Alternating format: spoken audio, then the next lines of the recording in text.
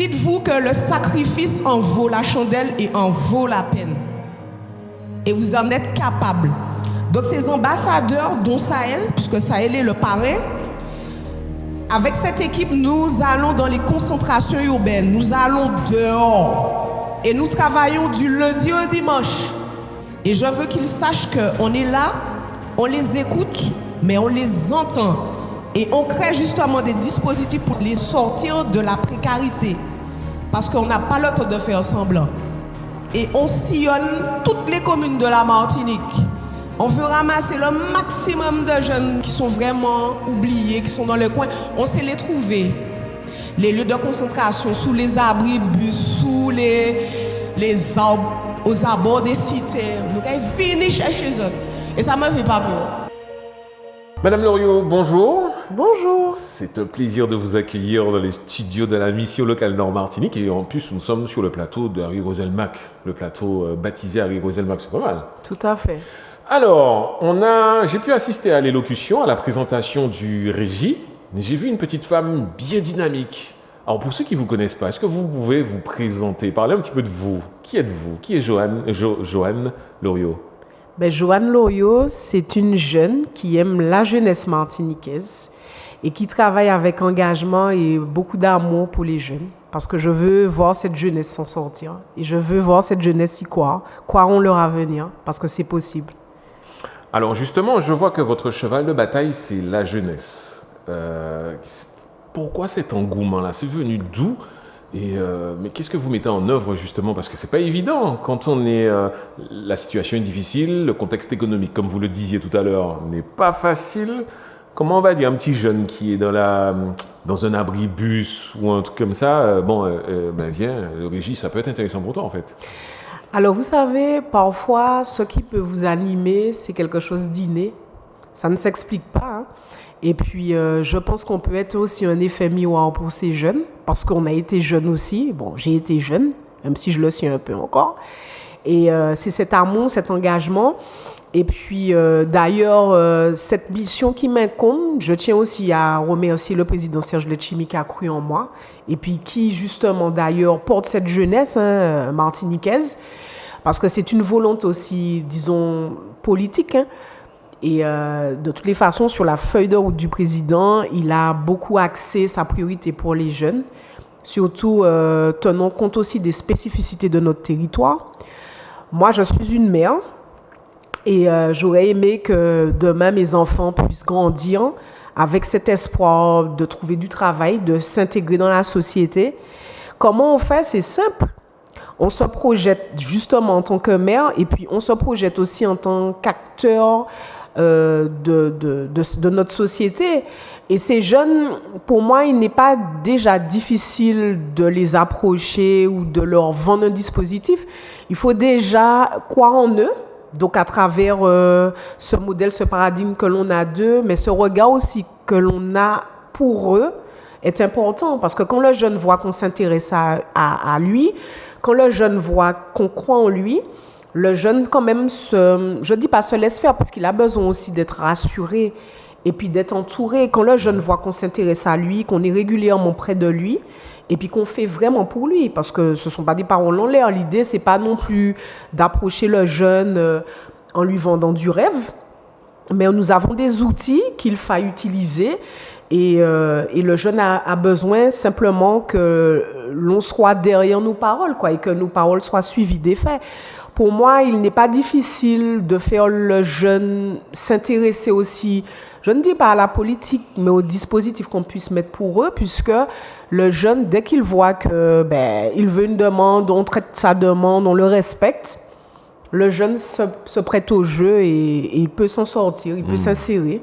D'accord, alors je vous titille un petit peu. Là, c'est un truc que j'ai entendu tout à l'heure aussi.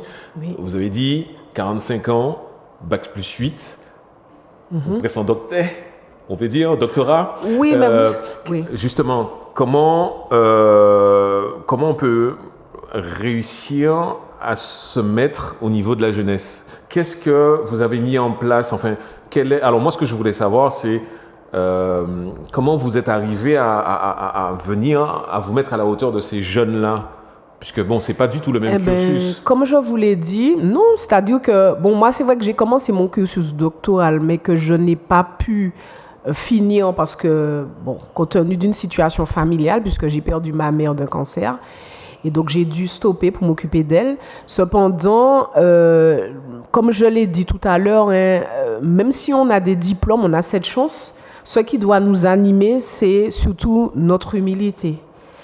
Et vous savez, ce ne sont pas les diplômes qui font ni la compétence. Pourtant, Et ce ne sont... Non, parce que n'oublions pas aussi que le social, c'est une question de vibration et de vibe. Vous savez, quand on fait du social, si on approche les gens sans empathie, sans regard sur nous-mêmes, on n'a pas notre place dans le social. Mais c'est un peu cette société-là, en fait. Oui, mais c'est dommage. Et il faille que les gens aussi, il faudrait que les gens changent ce paradigme et ce modèle. Et parce que je suis désolée, le jeune aussi n'a pas besoin qu'on le prenne de haut. Vous savez, une personne qui est dans la précarité, qui est dans le chômage, quand on la regarde, ça peut être nous demain. Ça peut être nos enfants aujourd'hui et demain. Donc, nul n'est à l'abri de ces situations. Et moi, je pense que quel intérêt nous avons d'être au même niveau que les autres? Je pense qu'on a tout intérêt à rester au même niveau que tout le monde. Et puis, vous savez, il n'y a pas de grandes et de petites personnes. Et à mon sens, pour qu'on réussisse ces challenges, ce défi, avec cette jeunesse, il faudrait déjà qu'on mouille notre chemise, mais surtout qu'on se mette au même niveau qu'eux, puisque on fait ensemble et on co-construit ensemble. Donc l'intérêt, c'est vraiment d'être à la mesure des jeunes. Ok, donc le 28 mai 2022, l'Assemblée de Martinique s'est rassemblée en plénière. Oui. Et tout le monde a voté pour « Deviens ce que tu es ». Exact. Donc maintenant, en quelques mots, est-ce qu'on peut présenter le dispositif aux jeunes qui nous regardent? Tout à fait. Alors, ce dispositif, déjà, je tiens à saluer l'une des plus grandes plumes de sa génération, c'est Madame Danielle Laporte. C'est une sociologue, une femme très grande de par son esprit, mais en même temps, elle tient compte des réalités socio-économiques et sociales. Et moi, j'ai beaucoup de respect pour cette dame qui a pensé et écrit ce dispositif pour les jeunes. Et cet aspect d'émancipation, c'est vraiment montrer toute la mesure et la dimension du jeune.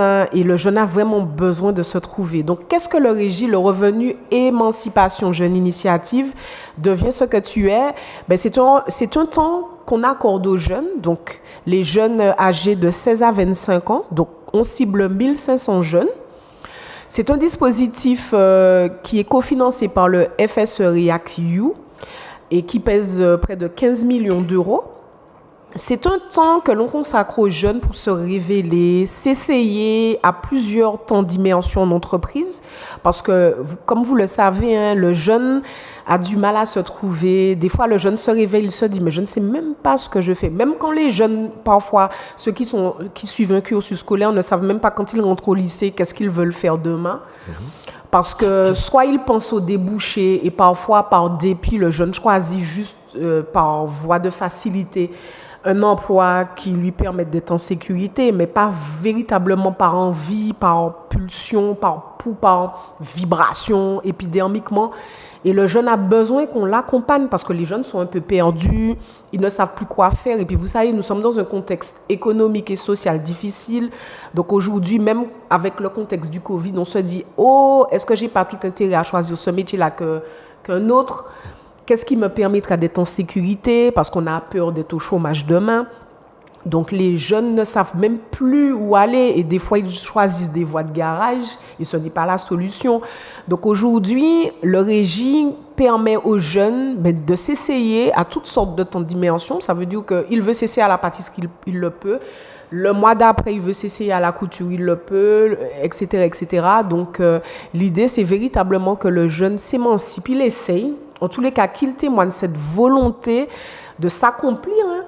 Et puis, il a le droit de ses choix parce que vous savez, comme j'aime à dire, quand on fait de l'insertion, le jeune, on le prend avec toutes ces problématiques sociétales.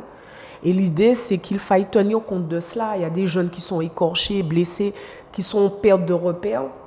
d'ailleurs qui n'en ont même pas eu parfois. J'ai vu que dans votre staff, vous avez des psychologues aussi. Oui, il y a un pool de psychologues, puisqu'il y aura aussi un suivi socio-éducatif pour les jeunes. Parce que, vous savez, pour réussir un challenge ou un défi, il faut tenir compte de tout ce qui peut être considéré comme des freins. Donc, le jeune, vous savez, s'il a des addictions en termes de stupéfiants ou d'alcool, vous ne pouvez pas ne pas tenir compte de ce particularisme parce que le jeune a besoin aussi de s'en sortir. Il se bat aussi. Des fois, on peut être juge par notre regard du jeune, mais ça peut être nous, ça peut être nos enfants qui sont addicts à quelle que soit l'addiction. Donc, il faut aussi tenir compte de tout cela. Après, vous avez des jeunes aussi qui, c'est pas qu'ils ne veulent pas s'en sortir, mais quand le jeune n'a pas d'argent, quand le jeune est en situation je dirais sans domicile fixe, il squatte des lieux pour dormir. Quand le jeune aussi sort de détention, parce qu'il y a aussi cette logique-là, le jeune non plus n'a pas de lieu pour être domicilié, le jeune est en perte de repère. Quand le jeune aussi n'a pas sa carte d'identité, Alors il sait justement, même plus. c'est intéressant que vous disiez ça, parce que lors de votre élocution, vous Oui. disiez que vous êtes prête à baisser toutes les barrières, c'est-à-dire enlever tous les freins Alors, pour que le jeune puisse venir. Ce n'est pas moi qui suis prête, c'est-à-dire que vous savez, c'est un dispositif sur lequel on ne pourra pas faire seul. On a besoin de tous les partenaires, les mairies, on a besoin tous les établissements publics, quels qu'ils soient, donc les EPCI, les communautés d'agglomération aussi ont leur rôle, ont leur place, on a les services de l'État, on a les institutions comme la CAF, la Caisse générale aussi de sécurité sociale, les associations de proximité, les éducateurs de rue, les éducateurs spécialisés. Toutes les entités sont importantes. Les parents aussi, parce que les parents aussi sont acteurs aussi dans leur foyer. Et c'est important aussi qu'ils puissent accompagner leur enfant à se trouver. Donc on ne peut pas faire seul. L'idéal, c'est quand même que, bien sûr, dans le champ des possibles, qu'on puisse lever des freins des jeunes. Pourquoi pas, si la caisse d'allocation familiale peut accompagner les jeunes sur toutes les questions de garde d'enfants, les questions aussi de logement, quel que soit le champ de leur habilitation, pourquoi pas conventionner?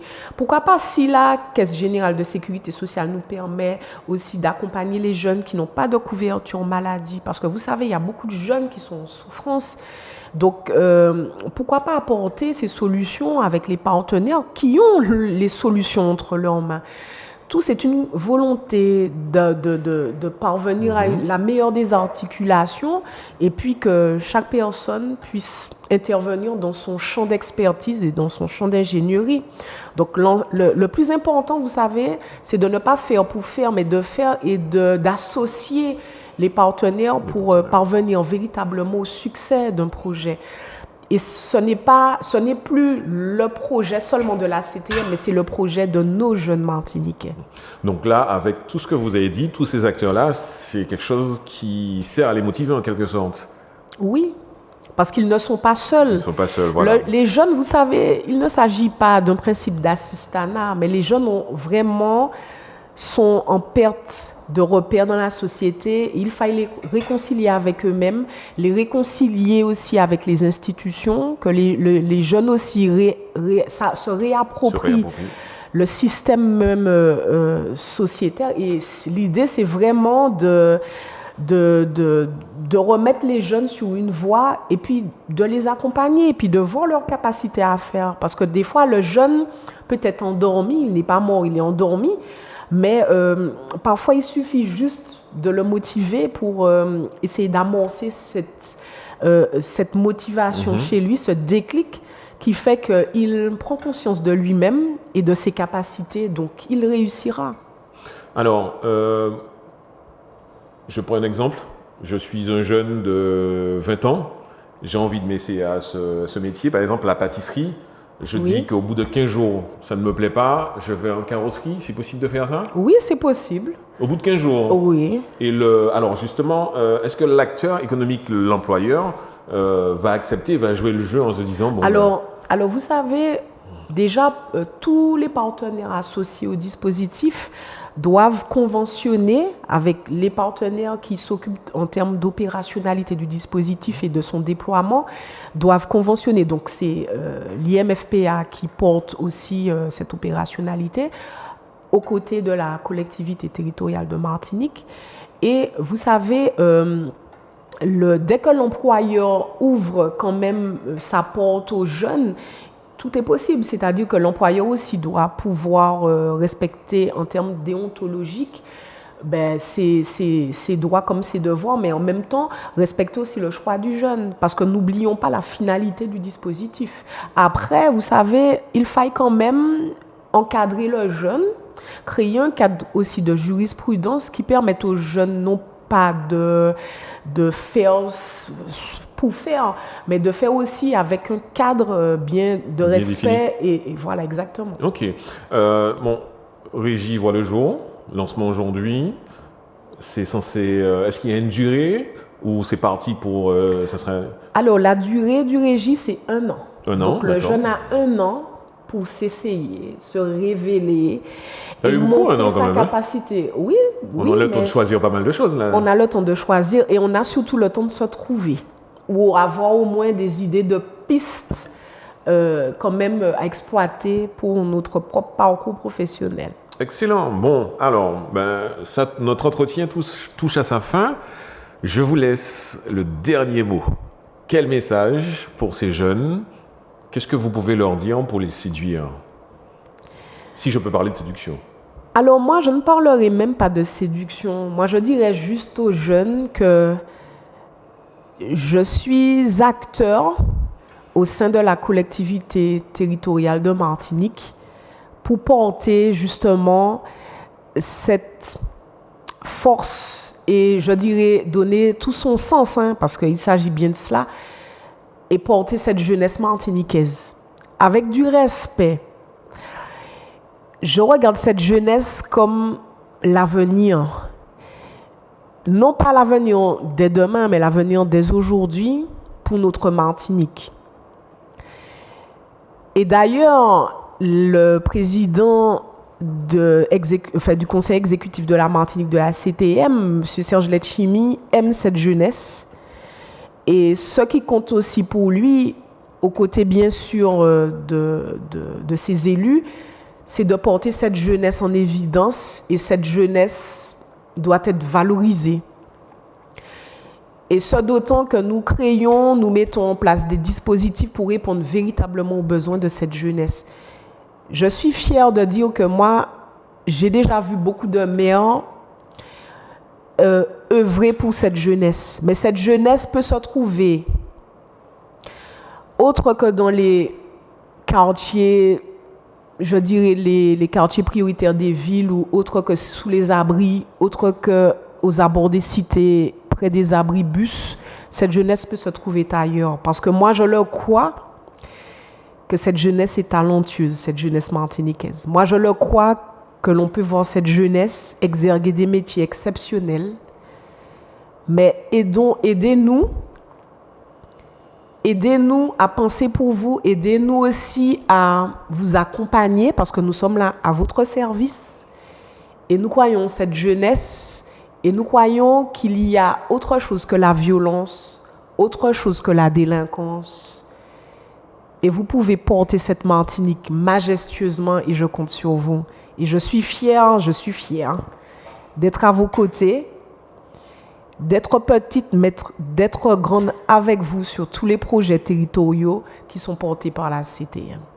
Bon allez, je vous taquine parce que Madame Loriot aussi, c'est une petite femme bien dynamique. Lorsqu'on faisait l'essai micro tout à l'heure, vous avez fredonné quelque chose. Je crois que vous avez une petite voix sympa. C'est vrai. Ah oui, n'est-ce pas? Alors, vous fredonnez quelque chose pour nous là, pour partir?